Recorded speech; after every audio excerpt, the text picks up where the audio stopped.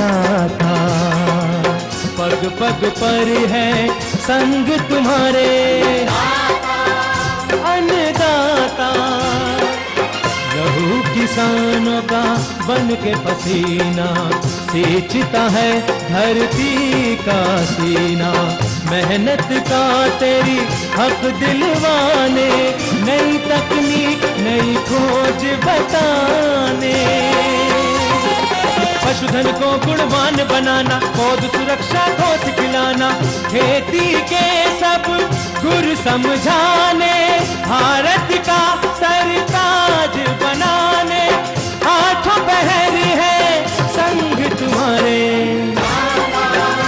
अन्नदाता, अन्नदाता। नमस्कार, मैं हूं नीलू। आप सभी दर्शकों का अन्नदाता कार्यक्रम में स्वागत करती हूं। हर रोज की तरह कार्यक्रम में लेकर आई हूं खेतीबाड़ी से जुड़ी हुई बहुत सी लाभकारी जानकारियां। तो चलिए सबसे पहले देखते हैं क्या है विशेष आज के कार्यक्रम में। आम के बागों में लगने वाले रोगों की रोकथाम पर जानकारी,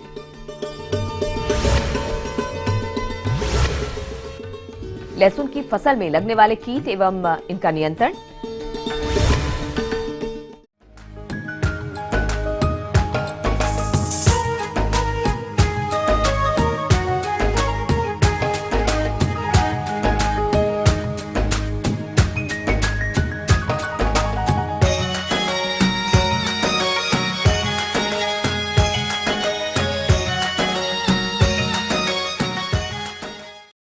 आम के बाग हमारे प्रदेश में सभी क्षेत्रों में देखे जा सकते हैं और इस समय इन फल बागों में बौर आ गई है। इस समय आम के बागों में कई रोगों का प्रकोप भी देखने को मिलता है, जो आम के वृक्षों और फलत को काफी हानि पहुंचाते हैं। इसलिए इन रोगों का समय पर नियंत्रण करना बेहद जरूरी है। तो किसान भाइयों, आम के बाग में कौन कौन से रोग लगते हैं और इनकी रोकथाम किस प्रकार से करें, आइए जानते हैं भोला शास्त्री पासवान महाविद्यालय पूर्णिया के कीट वैज्ञानिक डॉक्टर पारसनाथ से। कि आम में गुच्छा रोग की समस्या एवं निदान। आम में गुच्छा रोग की समस्या कुछ मात्रा में विभिन्न आम के बगीचों में दिखाई देता है। इससे जो उत्पादन है उसमें कमी आती है। किसान भाइयों, आम के बागों में गुच्छा रोग का प्रकोप ये रोग आम का सबसे खतरनाक रोग है। इसके द्वारा आम के बागों में 20 से 25% तक हानि आ सकती है। इस रोग के दो तरह के लक्षण दिखाई देते हैं, पुष्प क्रम तथा गुच्छा पर दिखाई देता है। ये रोग मुख्यतः एक कीट के कारण होता है। ये कीट आम के कोमल भागों को खुरचकर खाता है। इस समस्या के लिए एक कीट है जिसको हम सिट्रस साइला बोलते हैं। यह कीट फरवरी से लेके मार्च और अप्रैल में आम के नए कोमल पत्तों के मध्य सिरा में सिंगल अंडा देती है और यह अंडा उसमें पड़ा रहता है पत्तियों के नीचे मुख सिरा में। ग्रोइंग पॉइंट है, जो बड होता है पल्लव का, उस बड में घुसकर वहाँ पर अपना जीवन, पिल्लू अवस्था जितना भी है उसका जीवन जीता है। फरवरी मार्च में फूल आने के क्रम में फूल का जो कली है उसके अंदर भी घुस जाता है और इस कारण से आप देखेंगे पल्लव का कली हो चाहे वह फूल का कली हो, जिसके अंदर घुसकर पिल्लू अवस्था उसका इसमें चलता है, जो अगस्त से लेके फरवरी मार्च तक आप देखेंगे कि उसी में वह रहता है और इसके कारण वहाँ पर स्वेलिंग हो जाता है और स्वेलिंग होने के कारण वो एक गॉल फॉर्मेशन हो जाता है, चाहे वो साकीय कली में हो चाहे फूल के कली में हो, और वहाँ पर गॉल फॉर्मेशन होने के कारण वहाँ पर पुष्प गुच्छ नहीं लगते हैं और काफ़ी स्वेलिंग होने के बाद वो एक माल फॉर्मेशन का रूप ले लेता है और जिस कारण से उत्पादन पर काफ़ी प्रतिकूल असर पड़ता है। किसान भाइयों, अभी आपने जाना इस रोग के लक्षण एवं इसके प्रकोप के बारे में, और आइए अब जानते हैं इस रोग की रोकथाम के बारे में। तो आप इसकी रोकथाम किस प्रकार से करें, आइए जानते हैं। कीट से निजात पाने के लिए, इस कीट के नियंत्रण के लिए आम के हार्वेस्टिंग के बाद सितंबर अक्टूबर में अगर हम जहाँ पर भी इस तरह का गॉल फॉर्मेशन हमको दिखाई देता है पल्लव में या पुष्प गुच्छ इस तरह का दिखाई देता है, उसको अगर हम काट करके हटा दें तो उससे हम निजात पा सकते हैं। फरवरी मार्च के समय में इस कीट के द्वारा अंडा पल्लव पर दिया जाता है और उस समय आम के मंजर के लिए जो दवा डालते हैं, अगर सटीक उस समय में अगर नज़र रखें, ऐसा दवा हम डालें जो दोनों के लिए काम करें कीटनाशी। इमिडाक्लोप्रिड 20 SL 1 ml 3 लीटर पानी के हिसाब से, थायोमिथोक्सैम 1 ग्राम 3 लीटर पानी के हिसाब से अगर हम छिड़काव करते हैं तो बेहतर परिणाम मिलता है हमको। जैसे डाइमेथोएट 2 ml प्रति लीटर के हिसाब से, मेटासिस्टॉक्स 2 ml प्रति लीटर के हिसाब से घोल कर अगर हम छिड़काव करते हैं तो इससे जो गॉल फॉर्मेशन है उसको हम बहुत हद तक रोक सकते हैं और इससे इस समस्या से निजात पा सकते हैं। ये थी कुछ उपयोगी जानकारियां। अब लेते हैं एक छोटा सा ब्रेक, जल्द लौटेंगे और कार्यक्रम में आगे है महत्वपूर्ण जानकारियां। बने रहिए हमारे साथ।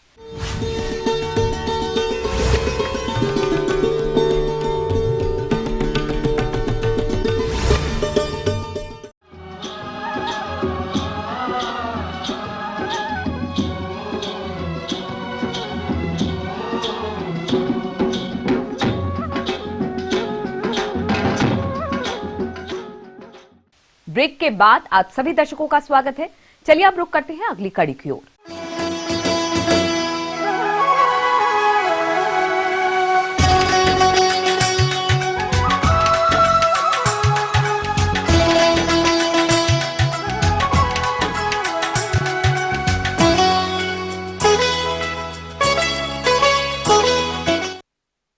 मसाला वर्गीय फसलों में लहसुन का प्रमुख स्थान है। इसकी खेती हमारे प्रदेश में बड़े पैमाने पर की जाती है और जिन किसान भाइयों ने लहसुन की फसल लगा रखी है उनकी फसल अभी बढ़वार की अवस्था पर है, लेकिन इस समय फसल पर कुछ कीटों का प्रकोप देखने को मिलता है। यदि समय रहते किसानों द्वारा इन कीटों का नियंत्रण नहीं किया गया तो इन कीटों के कारण फसल में भारी नुकसान होगा। तो किसान भाइयों, आप इस नुकसान से बचने के लिए किस प्रकार से करें कीटों का नियंत्रण, इस बारे में उचित सुझाव दे रहे हैं कृषि वैज्ञानिक डॉक्टर SK खंडेलवाल।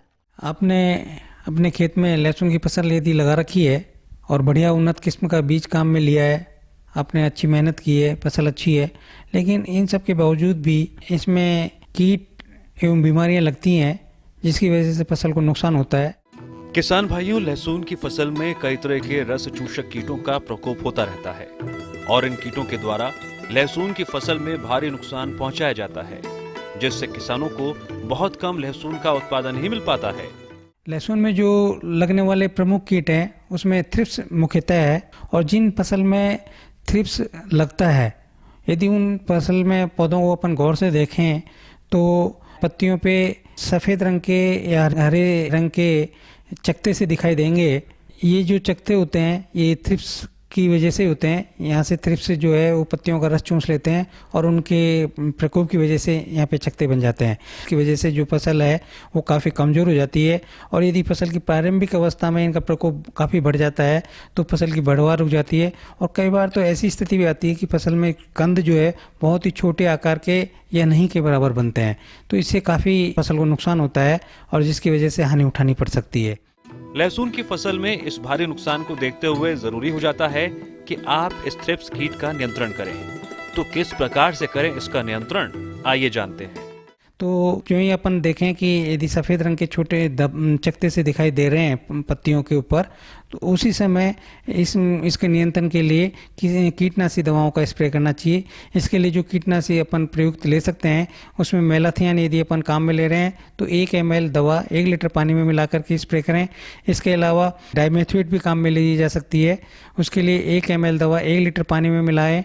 प्रोपेनोफॉस यदि अपन काम ले रहे हैं तो 0.8 ml दवा 1 लीटर पानी में मिलाकर के स्प्रे करें और इस तरीके से स्प्रे के जो घोल बनाते हैं उसमें स्टिकर मिलाना बहुत ही आवश्यक है। स्टिकर एक टंकी में 1 से 2 ml की मात्रा मिलाते हैं और स्टिकर मिलाने से ये फ़ायदा होता है क्योंकि आपने देखा होगा कि लहसुन की जो पत्ती होती है वो चिकनी होती है। यदि अपन ऐसे छिड़काव करेंगे तो वो जो पानी है वो पूरा बह करके नीचे आ जाएगा और पत्तियों पे चिपकेगा नहीं।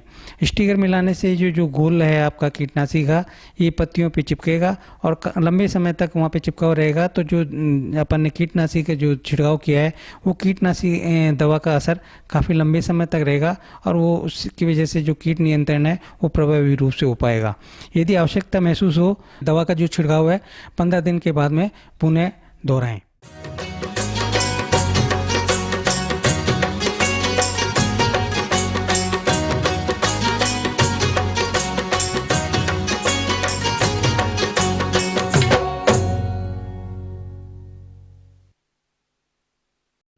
नई पीढ़ी के किसान मौसम के मिजाज पर नजर रखे हुए हैं। बाजार मांग के अनुसार फसलों का चुनाव करके खेती को लाभ का व्यवसाय बना रहे हैं।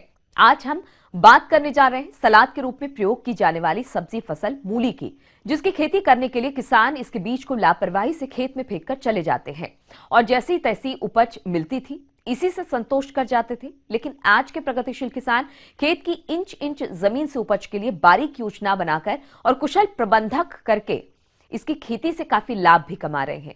आज हम आपको ऐसे ही हरियाणा राज्य जिला कुरुक्षेत्र के किसान रमेश कुमार से मिलवाने जा रहे हैं, जिन्होंने मूली की खेती को लाभकारी बनाया। तो आइए जानते हैं उनसे कि मूली की खेती उनके लिए कैसे लाभकारी है। हरियाणा के कुरुक्षेत्र जिले का खेड़ी राम गाँव। यहाँ आने से पहले आपके मस्तिष्क में गाँव और खेती का कोई और चित्र भले ही हो, परंतु यहाँ आते ही खेत, खेती और किसान के बारे में आपकी धारणा पूरी तरह बदल जाएगी। इसी गांव में रहते हैं प्रगतिशील किसान रमेश कुमार, जो कई वर्षों से विभिन्न प्रकार की सब्जियों की खेती कर रहे हैं।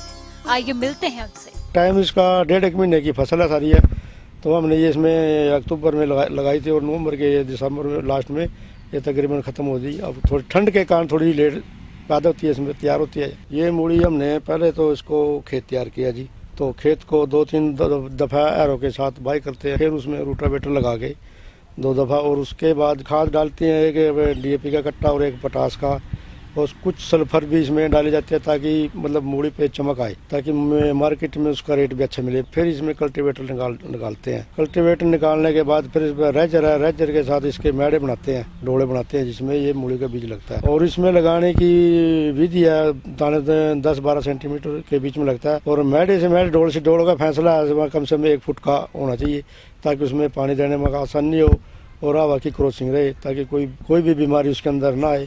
उन्होंने बताया कि मूली की फसल में जड़ों का अच्छा विकास हो, इसलिए आवश्यक है कि हम नमी का पर्याप्त ध्यान रखें, जिसके लिए सर्दी वाली फसल में 10 से 15 दिन के अंतर से, जबकि गर्मी वाली फसल में 4 से 5 दिन के अंतर से सिंचाई करनी पड़ती है, तथा खरपतवारों के नियंत्रण के लिए खेत की 2 से 3 बार निराई गुड़ाई करनी पड़ती है। साथ ही मेढ़ों पर मिट्टी भी चढ़ाते रहते हैं। और दवाइयों का इस टाइम जो सीजन में मूली लगती है, इस टाइम दवाइयों का इसमें बहुत ही कम स्प्रे होता है, क्योंकि ठंड में सुंडी का कोई प्रकोप नहीं होता। आजकल जो ठंड का मौसम है ये 45 दिन में तैयार हो जाती है, और गर्मी के मौसम में तो ये 30-35 दिन में तैयार होती है, यानी कि 10 दिन का डिफरेंस है मौसम की वजह से। इसमें मूली को उखाड़ते हैं, उखाड़ने के बाद इसको इसमें जड़ें होती हैं, उसको साफ करते हैं हाथ के साथ, मजदूर हैं जो अपने पास लगे हुए, फिर उसको धुलाई करते हैं पानी के अंदर, धुलाई करके फिर इसको बांधते हैं, एक गुच्छी को बांधते हैं किलो के हिसाब से, जो भी मार्केट में बिकती है।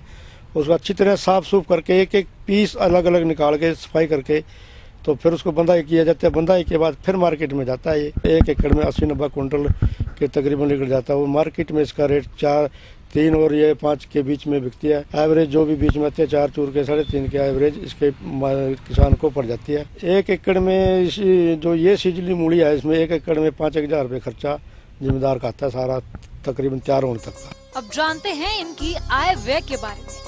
तो इन्हें 1 एकड़ खेत से 85 कुंतल मूली की उपज प्राप्त हुई, जिसका औसत बाजार मूल्य 4 रुपए प्रति किलोग्राम मिला। इस प्रकार इन्हें कुल 34,000 रुपए की आय 45 दिन में प्राप्त हुई, तथा इस फसल को तैयार करने में कुल प्रबंधन खर्च आया 5,000 रुपए का। इस प्रकार इन्हें 29,000 रुपए की शुद्ध आय प्राप्त हुई।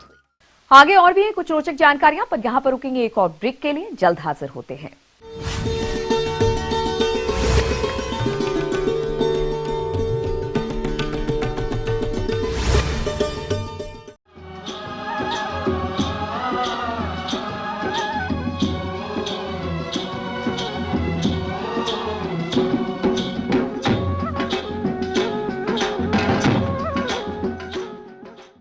ब्रेक के बाद एक बार फिर से आप सभी दर्शकों का अन्नदाता कार्यक्रम में स्वागत है। बढ़ते हैं अगली प्रस्तुति की ओर।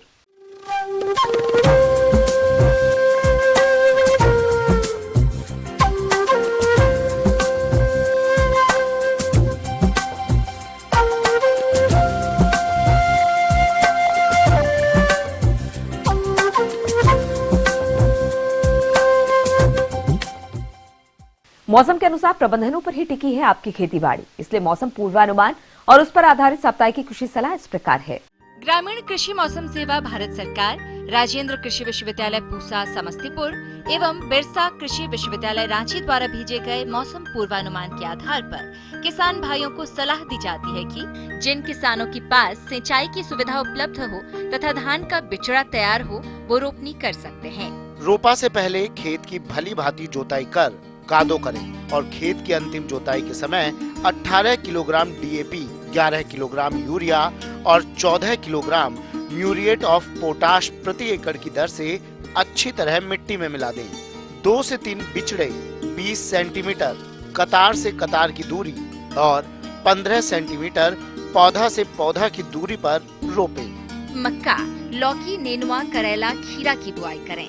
जो किसान भाई अपने खेत की तैयारी कर चुके हैं वे विभिन्न फसलों जैसे धान, मकई, उड़द, मूंग इत्यादि की बुआई अनुशंसित विधि से करें।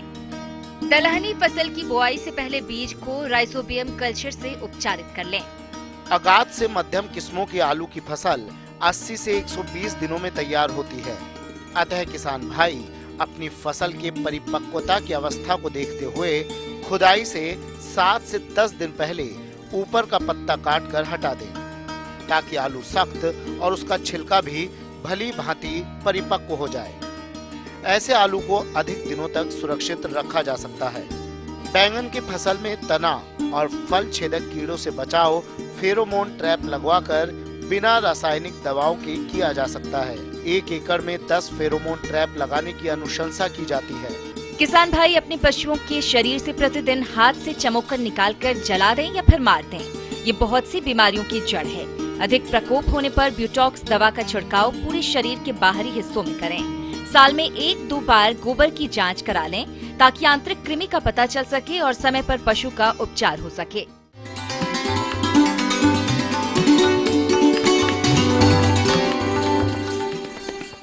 अन्नदाता हेल्पलाइन निशुल्क फोन संपर्क सेवा के माध्यम से आपके द्वारा पूछे गए प्रश्नों में से 1 या 2 महत्वपूर्ण प्रश्न को हम अपने कार्यक्रम में शामिल करते हैं और इसी के तहत आज का चयनित प्रश्न और उसका जवाब इस प्रकार है।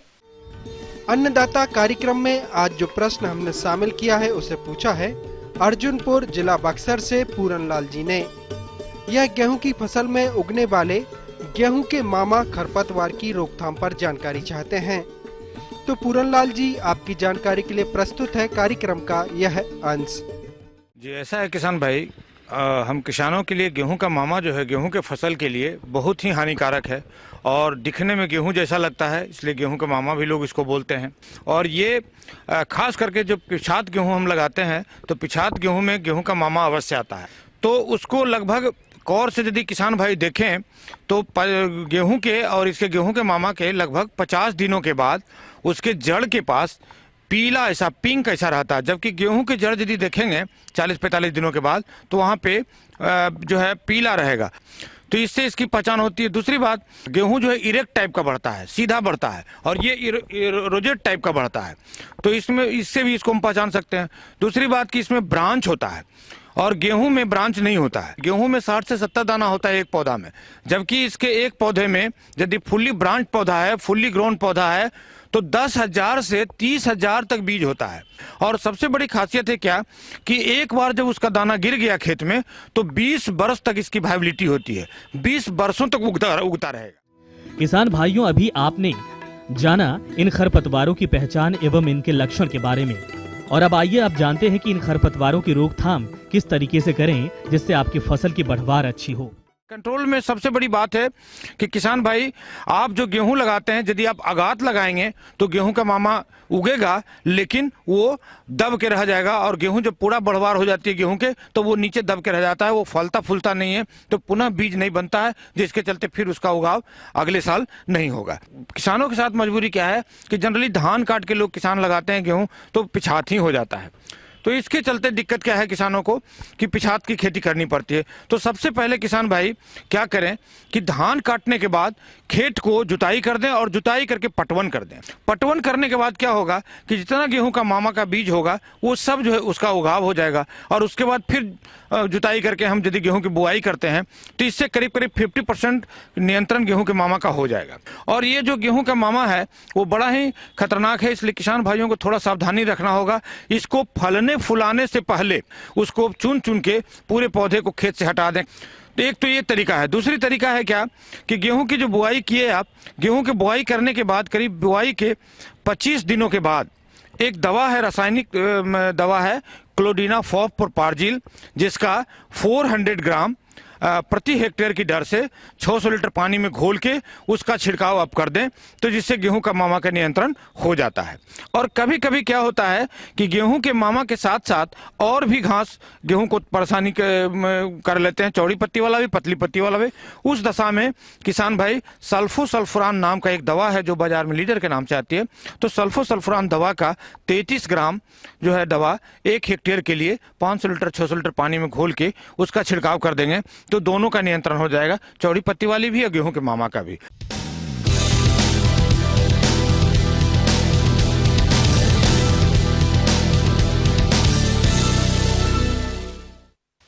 राज्य के विभिन्न मंडियों में कृषि उत्पादों के चढ़ते उतरते बाजार भाव की संक्षिप्त जानकारी इस प्रकार है।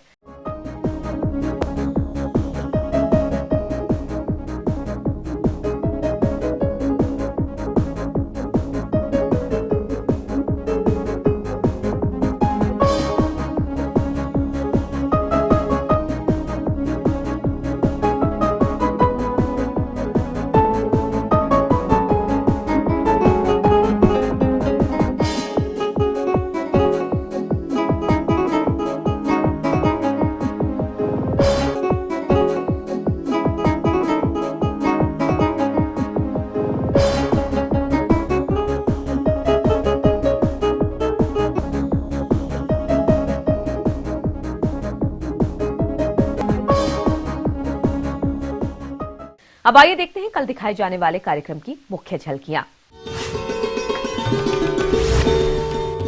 लाख की खेती करके अच्छी आमदनी कमा रहे किसान की कहानी, अच्छे लाभ हेतु मटर की बीज उत्पादन तकनीक एवं जरूरी प्रबंधन। हम ये उम्मीद करते हैं कि आज का कार्यक्रम आप सभी दर्शकों के लिए उपयोगी रहा होगा। किसान भाइयों, अन्नदाता आपकी सेवा के लिए संकल्परत है। कृषि संबंधित समस्या एवं सुझाव के लिए आप हमें इस पते पर संपर्क कर सकते हैं। प्रोड्यूसर अन्नदाता, ETV Bihar, Jharkhand, Ramoji film city, Hyderabad 500512। साथ ही आप हमें ईमेल भी कर सकते हैं। हमारा ईमेल है p18annadatabihar@nw18.com। इसके अतिरिक्त आप हमें निःशुल्क हेल्पलाइन नंबर 180041921555 पर सोमवार से शनिवार सुबह 10 से शाम 4 बजे के बीच संपर्क भी कर सकते हैं। फिलहाल अन्नदाता की पूरी टीम को इजाजत दीजिए। कल फिर इसी समय आपसे मुलाकात होगी कृषि संबंधित कुछ और महत्वपूर्ण जानकारियों के साथ। तब तक के लिए नमस्कार।